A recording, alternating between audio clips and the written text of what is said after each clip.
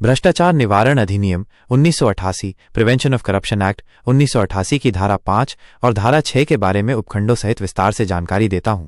साथ ही इनमें हुए संशोधनों का भी उल्लेख किया गया है। धारा 5, विशेष न्यायालयों की स्थापना, पावर टू अपॉइंट स्पेशल जजेस। धारा 5 का मुख्य उद्देश्य ये है कि भ्रष्टाचार से जुड़े अपराधों की सुनवाई तेज और प्रभावी तरीके से हो सके। इसके लिए सरकार विशेष न्यायालय, स्पेशल कोर्ट नियुक्त कर सकती है।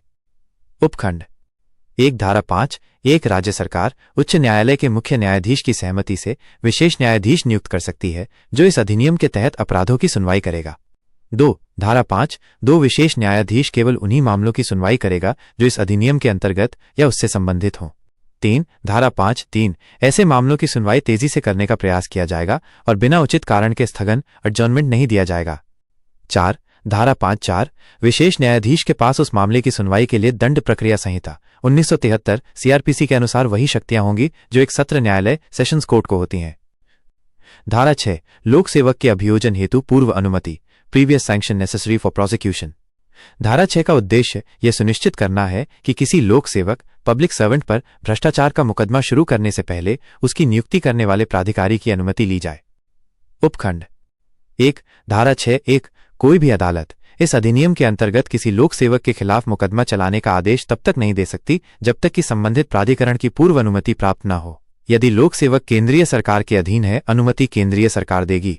यदि लोक सेवक राज्य सरकार के अधीन है, अनुमति राज्य सरकार देगी।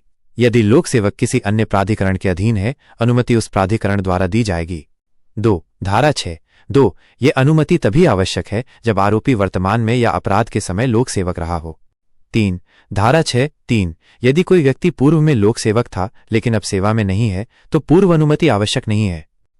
4, संशोधन 2018 के बाद 2018 के संशोधन के अनुसार अब भ्रष्टाचार के किसी भी अपराध में लोक सेवक के खिलाफ एफआईआर दर्ज करने से पहले भी पूर्व अनुमति आवश्यक है ताकि झूठे मामलों से बचाव हो सके।